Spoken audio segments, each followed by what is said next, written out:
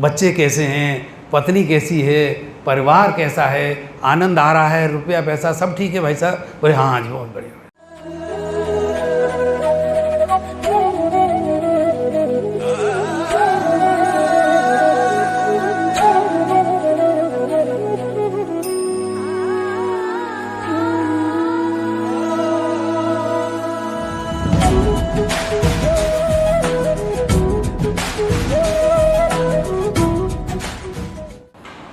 भगवान कहते हैं ऊर्ध्व मूल अधम शाखम अश्वत्थम प्राहुर अव्ययम छंदासी यस्य वर्णानि तम स वेद स वेदविद। भगवान कह रहे हैं ये जो अश्वत्थ कहते हैं पीपल के पेड़ को, अगर आपने पीपल का पेड़ देखा हो, आपने किसी ने उल्टा देखा पीपल के पेड़ को, उसकी जड़ें ऊपर हो नीचे बाकी पेड़ लटक रहा हो, पेड़ कैसा देखते हैं हम? सीधा खड़ा हुआ, जड़ नीचे और तने के साथ ऊपर खड़ा हुआ होता है। लेकिन भगवान कहते हैं ऐसा भी एक पेड़ है। वो कौन सा पेड़ है? बोले जो जगत है ये उल्टा पेड़ है। बोले वो कैसे? बोले आप कभी किसी तालाब के किनारे जाओ और वहाँ किसी पेड़ को देखो, तो उसमें उसकी अगर परछाई देखोगे तो आप देखोगे कि उसका जो जड़ है वो ऊपर है और उसका तना जो है, पेड़ पत्ते उसके वो नीचे नजर आते हैं। लेकिन ये सच नहीं है, ये सिर्फ पानी में उसकी परछाई है। तो भगवान कहते हैं वो सच नहीं है। क्या है?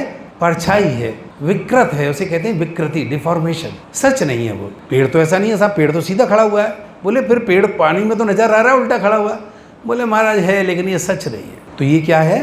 यही माया है। भगवान कहते हैं जिस जगह तुम रहते हो, जिस जगत में, इसे तुम सच माने बैठे हो, लेकिन ये सच नहीं है। ये बिल्कुल ऐसा ही है जैसे पीपल का पेड़ नदी के किनारे खड़ा हो और उसकी परछाई को देख के हम कहें हाँ ये सच है। तो इस जगत में हरे कृष्णा हम सत्य ढूंढ रहे हैं लेकिन सच नहीं है, आनंद ढूंढ रहे हैं, आनंद नहीं है। तो भगवान कह रहे हैं कि ये जो आनंद है कहाँ से शुरू होता है? मैं से, अहम, मुझसे शुरू होता है। आदमी सबसे ज़्यादा प्यार किसे करता है? अपने आप से। हम अपने आप से प्यार करते हैं, सबसे ज़्यादा प्रेम करते हैं। माया का स्वरूप पहले छोटा है और जब ये बढ़ता है, यानी विवाह हो गया स्त्री के साथ, तो फिर स्त्री से प्रेम हो गया।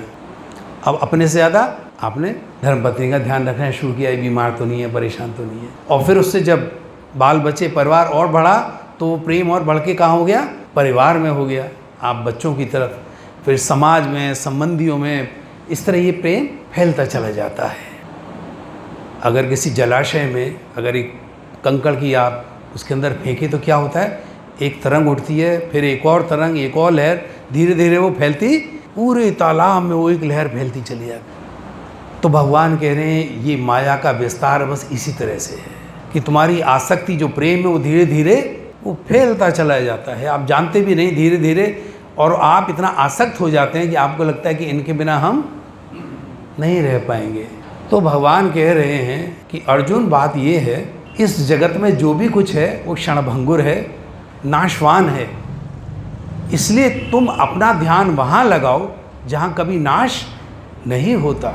ये प्रकृति नष्ट हो जाती है, लेकिन एक और दिव्य प्रकृति है, कौन सी? आध्यात्मिक जगत। ये कैसा है? भौतिक। भूत्वा भूत्वा प्रलीयते, भगवान खुद कह रहे हैं। बोले ये सृष्टि बार बार होती है और नष्ट हो जाती है। मनुष्य जन्म लेता है और नष्ट हो जाता है, पेड़ जन्म लेता है, नष्ट हो जाता है, कीड़े मकोड़े, इस भौतिक जगत में जो भी जन्म लेगा वो नष्ट होगा। ये पहचान है कि हम इस भौतिक जगत में हैं। जो यहाँ मरेगा, मृत्यु लोग इसलिए उसको कहा जा रहा है। पूरी सृष्टि में भगवान कह रहे हैं ब्रह्मा जी भी, जिसने सृष्टि को बनाया है, मैंने कहा था बना दो इसको, उसने पूरी सृष्टि है, हरे कृष्णा, ब्रह्मलोक बनाया है, वो भी यहाँ पर चूंकि भौतिक जगत में उसकी भी मृत्यु होनी ही होनी है। आ ब्रह्म भवना लोका पुनरावर्तिनो अर्जुन माम उपेत्य तो कौनते पुनर्जन्म न विद्यते। भगवान कहते हैं अगर ब्रह्मलोक तक भी चले जाओगे तो ब्रह्मा जी समेत सबको मरना पड़ेगा। बोले मृत्यु कहाँ नहीं है? माम उपेत्य तो कौनते, जो मेरी शरण में एक बार आ गया, पुनर्जन्म न विद्यते, उसका फिर दोबारा जन्म नहीं होता। वरना यहाँ बार बार जन्म लेना और बार बार मरना ये बड़ी पुरानी रीत है, इससे बाहर हम नहीं जा सकते। आज हमारा ये परिवार है जहाँ आप रह रहे हैं, जैसे ही हमने शरीर छोड़ा फिर आपका कोई दूसरा परिवार होगा, आपका कोई और ही परिवार होगा। पता नहीं अमेरिका में हो, या कहीं इस धरती पर हो या किसी और ग्रह पे हो, या हम कीड़े मकोड़े बने, कुत्ते बिल्ली, तो हमारा वो अपना ही अलग ही परिवार होगा। हाँ, चूंकि वो भौतिक जगत में तो आसक्ति के कारण उसे अपना परिवार मानेंगे, उनके साथ फिर ऐसे ही रहेंगे। सपोज अगर किसी सूकर का अगर जन्म मिल जाए तो क्या होगा? ऐसा नहीं है वो उसे नफरत करेगा। ड्रेस जैसी भी दे दी जाए वो आपको पहननी ही पड़ेगी। जैसा कर्म किया वैसी ड्रेस मिलेगी, और जैसी ड्रेस मिलेगी वो आपको पहननी पड़ेगी। और जब उस ड्रेस को आप पहन लेंगे तो वो ड्रेस आपको बहुत भाती है, बहुत अच्छी लगती है। सूअर कभी नहीं कहता कि मैं से बड़ा दुखी हूँ, कहता है मैं तो बड़ा खुश हूँ साहब, मेरे साथ मेरी पत्नी है, मेरे सैकड़ों बच्चे, कीचड़ में मैं लेट रहा हूँ, गंदी चीज़ें खा रहा हूँ। बोले बहुत आनंद है प्रभु जी। नारद जी की कथा सुनिए ना, उन्होंने कहा भाई इससे निकलो, तुम कहाँ गंदगी में आ गए। बोले क्या बात कर रहे हो महाराज, आप खुद बन के तो देखो।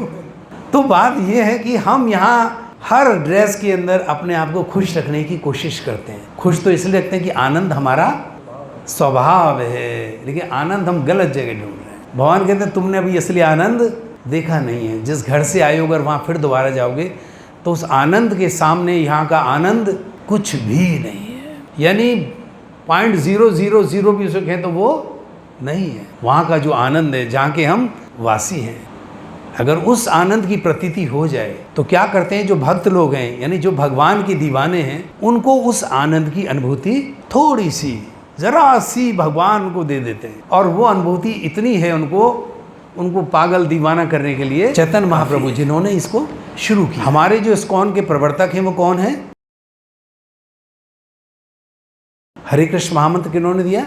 चैतन्य महाप्रभु ने। कली संतरण उपनिषद में है ये मंत्र जो है महामंत्र, तो उन्होंने लोगों को दिया कि भैया इसको बोलो और सारे पापों से मुक्त होकर ठाकुर जी के धाम जाने का सीधा रास्ता बता दिया है। बोले कलयुग में इसके अलावा और कोई दवा नहीं है हमारे पास।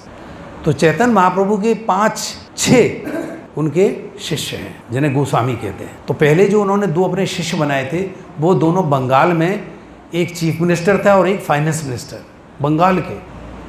और जब चैतन्य महाप्रभु ने उन्हें भगवान के बारे में, वो तो भगवान स्वयं भगवान का रूप है चैतन्य महाप्रभु खुद भगवान का रूप है, उन्होंने राधा रूप को अपने में ढाला है। यानी भगवान कृष्ण राधा रूप में भक्ति के मर्म को जानना चाहते हैं, उसको जीना चाहते हैं।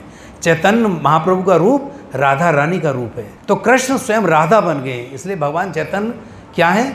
कृष्ण भी हैं और राधा भी हैं। तो जब ये गोस्वामी, जब उनके शिष्य बने सनातन गोस्वामी और रूप गोस्वामी, पहली बार जब चैतन्य महाप्रभु मिले, चैतन्य महाप्रभु जानते थे कि पिछले जन्म की महान भक्त हैं ये लोग, ये गलती से यहाँ पर आ गए हैं। तो भगवान को तो पता होता है, उन्होंने उनको बुला लिया इधर आओ।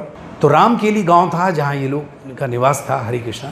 तो वहाँ जब उनको बुलाया तो चैतन्य महाप्रभु को देख के वो दोनों के दोनों पागल हो गए। उन्हें समझ में आ गए तो साक्षात भगवान है, और वो रो रहे हैं और पैर पकड़े हुए। बोले ठाकुर जी बस हमें छोड़ के मत जाइएगा। चैतन्य महाप्रभु बोले मैं तुम्हारे लिए ही आया हूँ, अब आप एक काम कीजिएगा, अब आप मुझे यहाँ से छोड़ के इस सबको मुझे मिलिएगा। बोले अच्छा ठीक है महाराज।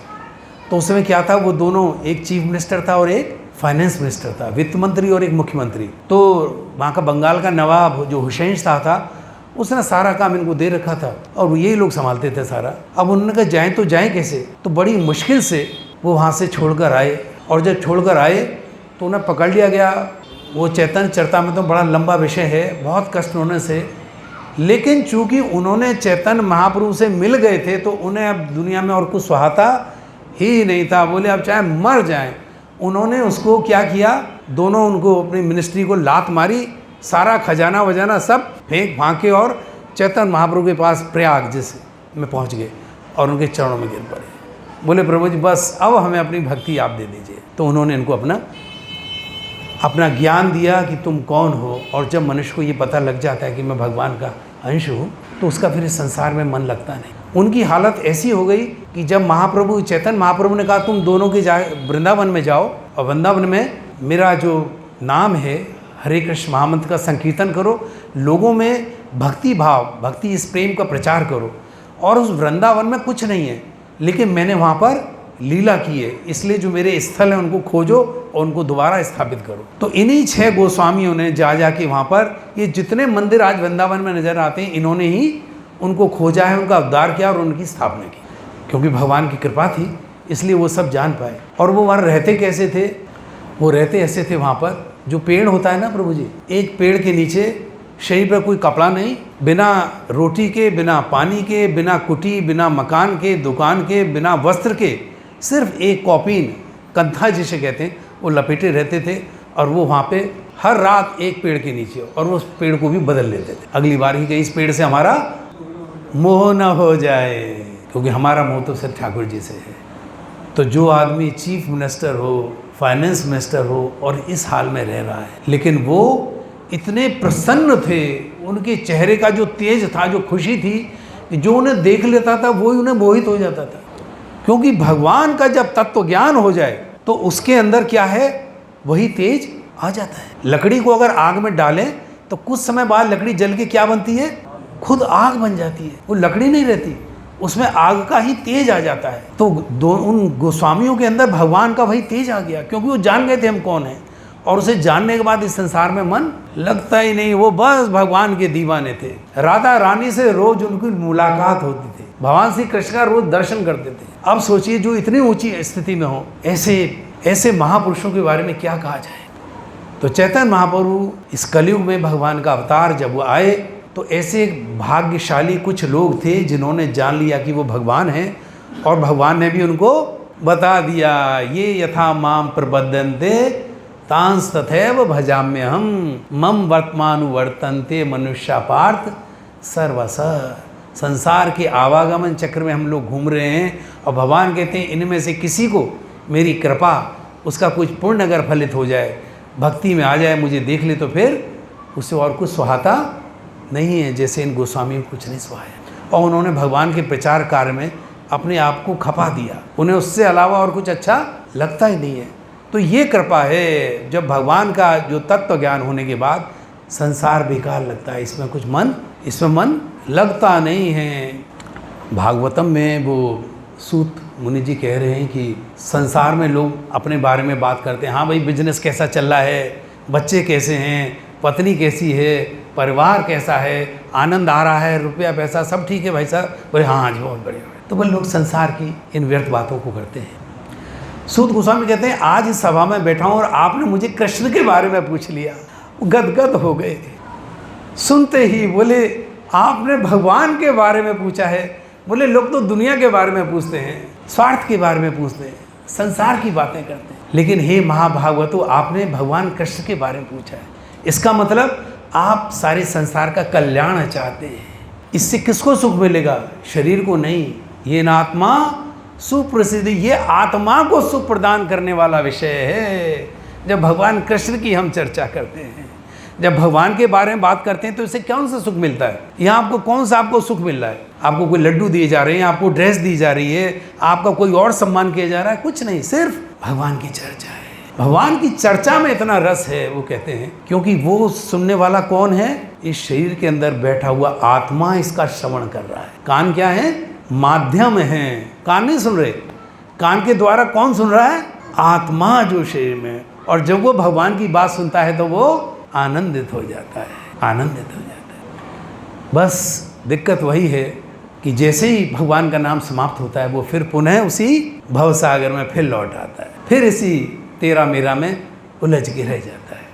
तो ये भगवान उनको बता रहे हैं, सांख्य योग का भगवान ने उनको ज्ञान दिया है, आत्मा का और शरीर का। तो अर्जुन थोड़ा प्रसन्न है, तो भगवान ने कहा कि अब इनको मैं आगे बताता हूँ।